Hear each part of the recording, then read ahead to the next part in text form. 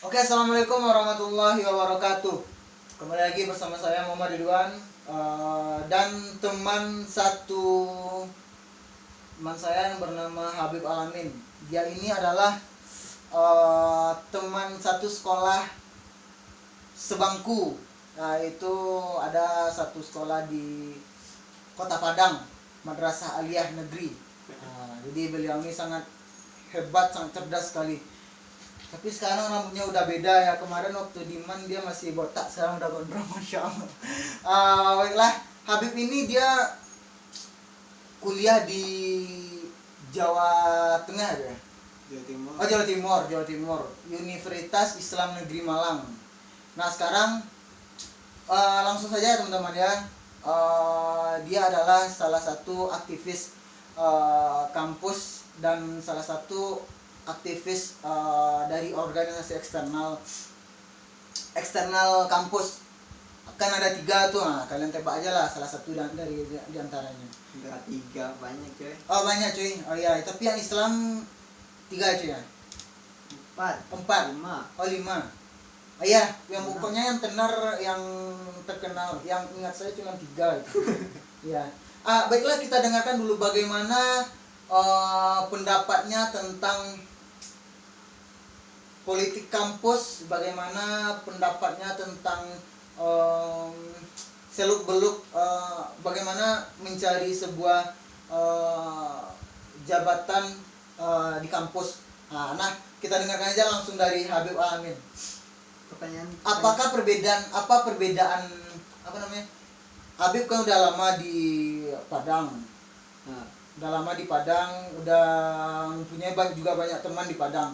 Dan sekarang Habib berkiprah di Malang, di Jawa. Apa perbedaan dari kedua proses politik kampus yang ada di 2 daerah yang berbeda? Silakan Habib. aduh, ini perbedaan. Iya. Perbedaan dalam politik kampus. Tentu di tiap daerah beda. Iya, berbeda. Beda tipe, beda budaya, beda beda backing. Oh ya. Beda backing, Bro. Iya, lanjut. Iya. Ya, kalau di kampus-kampus Islam itu beda pola politik kampus yang terjadi pada kampus-kampus Islam negeri dengan Islam swasta dengan kampus swasta kampus non Islam. Kita fokus ke kampus Islam karena Iya, kami kampus Islam. dari UIN. Dari Win. Sama-sama dari- Iya. sorry. Ada apa tadi? Bagaimana perbedaan di antara di Sumatera Barat atau dikatakanlah Sumatera, dan Habib sudah lama juga di Jawa. Bagaimana perbedaan antara keduanya? Mungkin bukan gitu. Kita dahului gimana politik kampus di Sumbar sama politik kampus di luar Sumbar, khususnya di Jawa Timur. Bella Mungkin dari Sumbar dulu. beri gambaran Sumbar dulu Oh, iya. gimana biar bisa dibedakan nanti. Iya. Sebenarnya kita lihat dari latar belakang apa namanya? Ormas yang ada di Sumatera Barat itu sebenarnya ada dua yang dominan. Yang pertama itu Muhammadiyah, sudah terlihat sekali. Yang kedua ada apa namanya? Itulah kan? Di Sumbar itu banyak. Iya. Ada Perti, ada Perti, ya. Siat, ada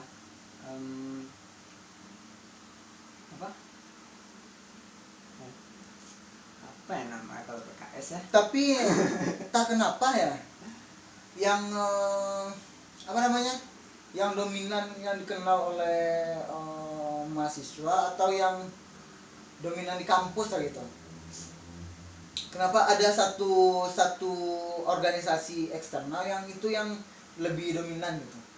Nah itu tuh akan dilihat dari tahun ke tahun itu untuk untuk program memajukan kampus tuh kurang gitu.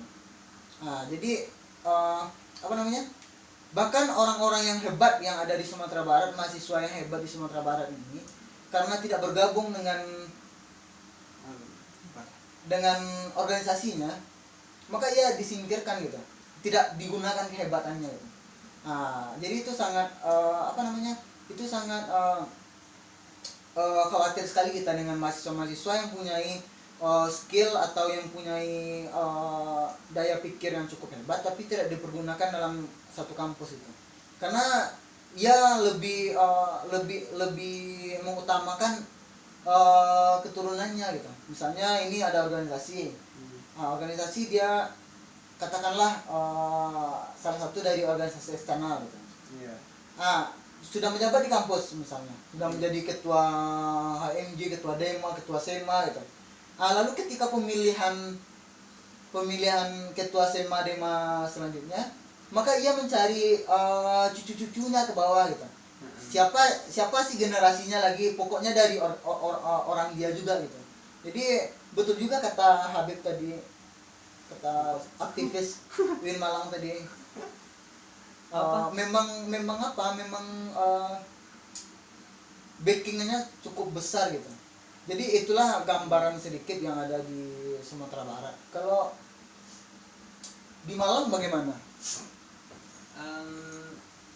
Sebenarnya ya, kalau dalam politik kampus Islam, politik kampus Islam itu boleh dimasuki oleh, bukan boleh sih, kebanyakan dimasuki oleh organisasi-organisasi ekstra. Nah, sedangkan di politik kampusnya universitas-universitas umum selain Islam gitu, selain Islam umum lah, di universitas umum itu kebanyakan dari kampus-kampus itu tidak membolehkan kegiatan ekstra kampus, kegiatan organisasi ekstra kampus masuk ke dalam kampus. Gitu ya. Makanya ada kalau di Malang itu ada beberapa kampus yang organisasi ekstranya itu masuk dengan melalui kegiatan-kegiatan yang dilatar belakangi ekstra tapi tidak membawa nama ekstra kampus. Oh gitu ya. Misalkan ada organisasi yang mengadakan misalkan untuk Islam itu ada kayak kegiatan keislaman di sekitar masjid atau di sekitar pendopo-pendopo di kampus-kampus umum. Kalau di kampus-kampus Islam itu kegiatan keagamaan mah langsung dihandle sama organisasi ekstra kampus dengan membawa benderanya masing-masing,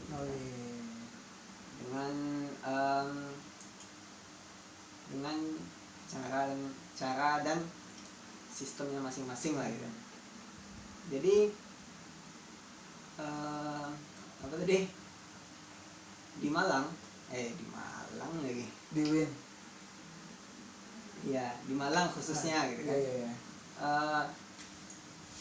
Organisasi ekstra khususnya di kampus Islam itu sangat tidak berimbang gitu. Karena massa dengan karena perebutan massanya itu lebih bebas. Jadi semua organisasi ekstra di UIN eksternal maksudnya semua organisasi eksternal di Universitas Islam itu bisa masuk berkegiatan di Universitas Islam. Iya. Jadinya yang mendominasi pastilah yang dekat dengan kekuasaan, yang dekat dengan kebudayaan kampus, dengan kebudayaan masyarakat sekitar. Kalau di universitas umum persaingan pengkaderan oleh organisasi ekstra kampus itu lebih kurang tampak. Masalahnya mereka rekrutan itu tidak dengan masif seperti di Universitas Islam karena perizinan dan lain-lain gitu. Maka dari itu banyak masuk lebih dominan pada kegiatan-kegiatan kerohanian kampus. Kita tahu sendirilah apa organisasinya. Apa kalau di umum sistem pengkaderan di universitas umum. Apa lagi ya, ya gitulah. Itu perbedaan antara di Sumatera sama di Jawa ya. Perbedaan ya, bukan perbedaan ya, tapi keadaan. Keadaan sekarang masing-masing. Belum ada. Iya, Itu apa lagi ya? Untuk mengenai apa namanya? Ada nggak pengalaman dari Habib Alamin atau Kakanda Habib? Ada nggak pengalamannya ketika pemilihan ini untuk HMI ya? Kakanda. Ada nggak pemilihan, misalnya kayak pemilihan ketum, tadi sempat juga dibongkar bahwasanya khususnya di Malang itu apa namanya, bahkan HMJ itu tidak dianggap gitu, ketua HMJ itu tidak dianggap oleh mahasiswa gitu.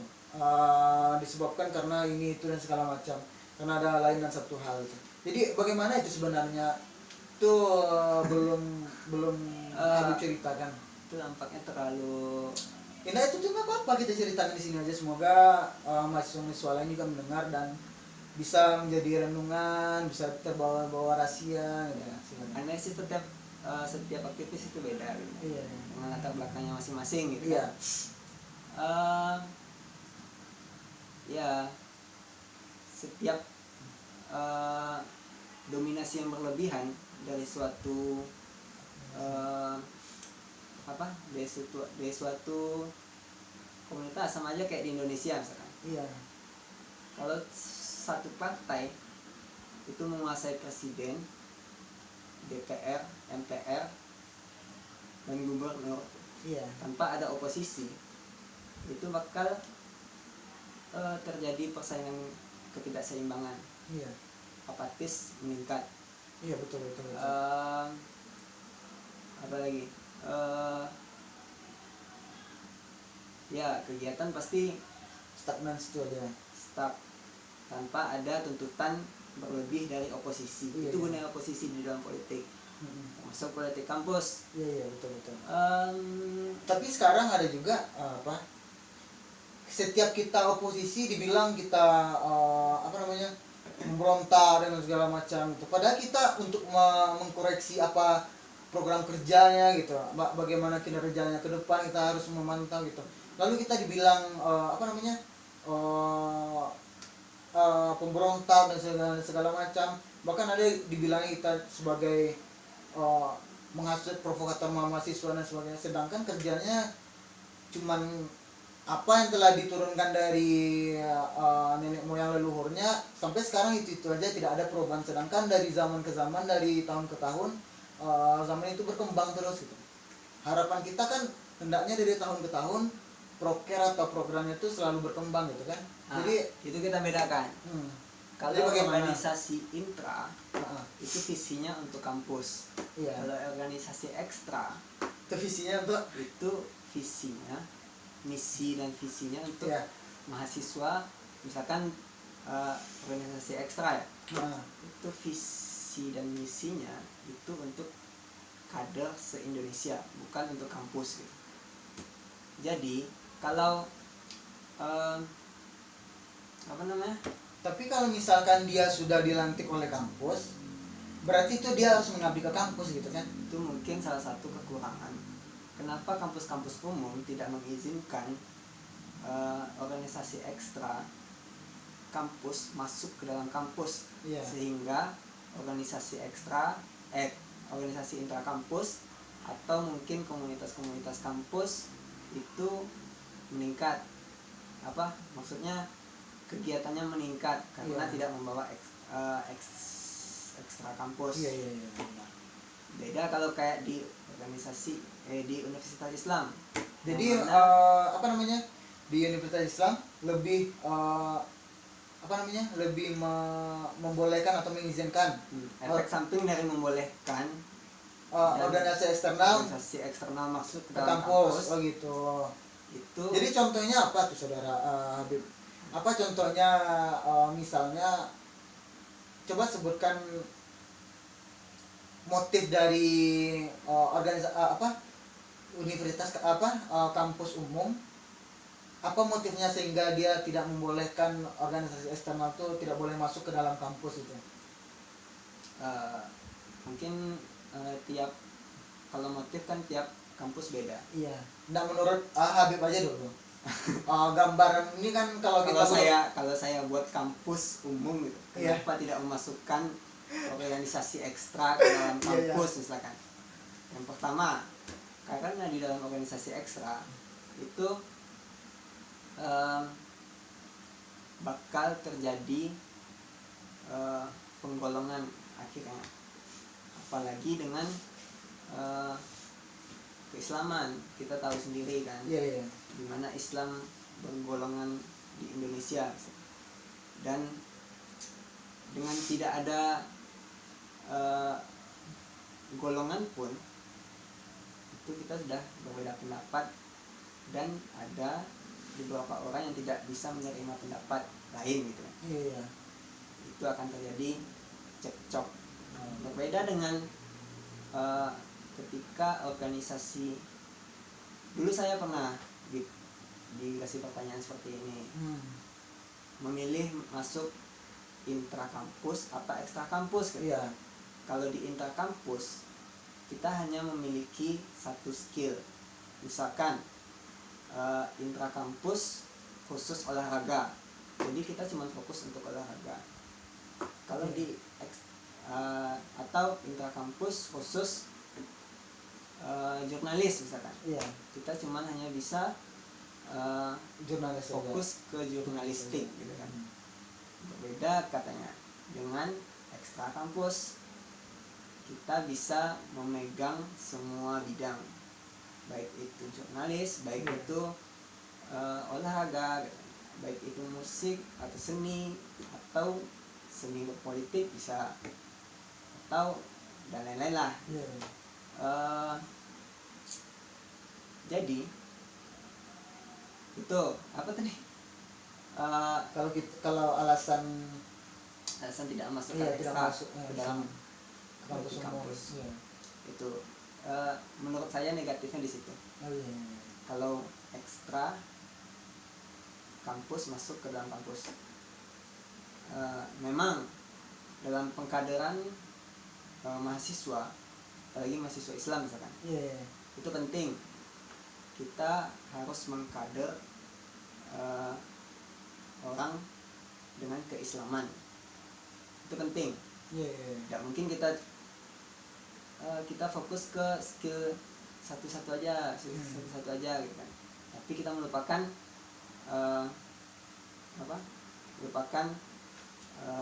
politiknya Islam, atau kegiatan keislaman, Iya. atau giroh keislaman Iya. pada mahasiswa gitu. Oke, Beb, satu lagi. Kayak gue kayak Habib. Gini ya, kan ada kamu kan udah dikatakan lebih kurang 3 tahun di Jawa Timur Tengah, Timur. dan lebih kurang 3 tahun. 3 tahun itu adalah waktu yang tidak sebentar, waktu yang lama untuk udah berbagai macam kampus yang dikenal di sana. Contohnya UIN, UB dan segala macamnya. Ada enggak? Tadi kan sempat disinggung juga bahwasanya itu adalah alasan dari kampus-kampus umum tidak memasukkan organisasi eksternal. Nah, sekarang kita kupas. Ada enggak pernah orang-orang mahasiswa-mahasiswa yang kampusnya umum dia curhat kepada Habib bahwasanya dia ingin memasuki organisasi eksternal yang organisasi eksternal Islam tuh kan. Tapi karena di kampusnya tidak ada atau tidak diizinkan, itu bagaimana ya berproses gitu? Gini, organisasi ekstra kampus itu tetap ada eksistensinya di dalam di dalam kampus-kampus umum. Iya. Tapi tidak boleh berkegiatan di kampus umum. Kebanyakan kayak gitu. Iya. Jadi ada beberapa teman yang dia tetap masuk kepada organisasi ekstra kampus, tapi tidak berkegiatan di dalam kampus. Tidak melakukan perekrutan atau kegiatan yang dianggap ganjil atau pengkaderan gitu oleh kampus. Dengan maksudnya ada beberapa istilah yang mengatakan bahwa membawa bendera ke kampus. Jadi open recruitment-nya bagaimana? Aku bukan orang enggak, ya biasanya kalau yang pengetahuan Habib bagaimana itu? Pengetahuan saya, apakah dia mendaftar ke kampus yang lain yang enggak. Sistem pengkaderan dalam kampus-kampus umum mungkin bisa ditanyakan lebih lanjut itu kepada mahasiswa-mahasiswa umum gitu kan, yang emang bidangnya di sana gitu. Iya. Tapi penglihatan saya itu tetap ada, tapi memang secara individu misalkan, atau secara ada beberapa organisasi yang masuk dengan kegiatan tertentu tanpa membawa bendera. Setelah di luar kampus baru menyodorkan bendera gitu. Seperti kita buat aja lah yang kayaknya jarang dilakukan gitu. Misalkan seminar. Ada yang membuat seminar tentang beasiswa kesini misalkan. Atau bagaimana caranya kita mensinkronkan organisasi dengan pendidikan gitu. Di situ bisa masuk setelah acara usai gitu kan, atau dalam materi-materi seminar misalkan itu bisa dimasukkan, atau narasumbernya gitu. Kita saat membacakan CV misalkan, bisa ya itu kayak pengenalan awal pada mahasiswa umum. Tapi ada juga sebagian kampus yang open recruitment-nya tuh ketika maba, ospek maba, dia terang-terangan untuk mengajak mahasiswa baru untuk bergabung ke di mana tahu. Tapi ada yang seperti itu. Dia mahasiswa baru nih, baru masuk kan, karena dia ingin masanya banyak, diumumkan di sana. Walaupun dia menjabat ketika dia menjabat di internal kampus, disampaikan kepada mahasiswa baru tuh agar untuk bergabung ke organisasi eksternal itu. Nah, jadi itu tuh menjadi sebuah pertanyaan, itu sangat bertentangan dengan apa yang Habib bilang tadi. Jadi sangat khawatir kita sekarang ya.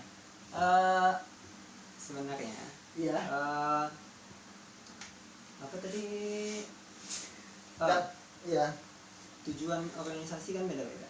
Ada ingin memperbanyak ada masa. yang ingin Ada yang memperbanyak masa. ada yang ingin eh, mengkader dengan naungan kampus misalkan. Iya. Ada yang ingin mengkader dengan emang kader gitu kan, emang kader keislaman. Atau ada yang mengkader Tunggu dulu yang ingin ditanyakan. Anda agak menjadi beban pikiran sama saya nih. Ada kader yang direkrut dalam naungan kampus. Itu tuh bagaimana itu? ya Iya, dalam seperti apa itu praktiknya? politik kampus Oh. itu adalah suatu labor kecil untuk politik nasional. Oh iya. Kita nggak bukan hanya di tingkat mahasiswa, Iya. di tingkat dosen dan rektor pun itu politiknya tetap Oh. politik. Ya kita pahami sendiri lah gimana kejamnya politik, gimana sebelumnya politik, apa tujuan dari politik. Orang berbeda-beda, Oke. tiap individu orang berbeda-beda, tiap organisasi beda-beda, atau tiap 2 orang 3 orang Berbeda-beda. memiliki kepentingan tertentu gitu, Hmm. itu beda lagi gitu. Jadi ya politik kampus Politik yang merekrut perekrut dan yang dinaungi oleh kampus tadi. merekrut dengan nilai kampus. Apakah itu tuh saran dari kampus untuk melakukan open recruitment atau bagaimana? Biasanya kan ada inisiatif dari kader itu sendiri gitu kan. Ada juga yang sudah disuruh sama kampus baru direkrut gitu. Bagaimana sebenarnya? Sebenarnya kan itu tergantung pada visi misi dari organisasi. Bisa visi misi tingkat internasional, iya bisa tingkat internasional dari organisasi, atau tingkat nasional, atau tingkat kampus, atau pimpinan-pimpinan yang cuman berada di dalam suatu jurusan misalkan. Iya. Pimpinan-pimpinan organisasi ekstra misalkan. Bisa tujuannya untuk menguasai kampus, Iya. bisa tujuannya untuk menghimpun massa, bisa tujuannya untuk memuluskan jalan lah gitu, Iya. entah jalan apapun gitu kan. Bisa memang bisa membuat, Iya. memang niat membuat kader dengan nggak perlu banyak misalkan, kita cuma beberapa orang gitu, tapi ini kader Islam misalkan. Kalau Iya. di organisasi Islam, Bermutu, berkompeten. nah itu tujuan dari beberapa pimpinan di organisasi ekstra tingkat fakultas atau tingkat universitas gitu. Oke, teman-teman, itu adalah sekelumit cerita Habib Al-Amin yang sudah berkuliah di UIN Malang, Jawa Timur. Ini tiap orang berbeda ya. Iya, jangan jangan dimasukkan dalam hati. Ini ya kan ada organisasi yang berusaha menjaga kerukunan, ada organisasi yang berusaha untuk menembus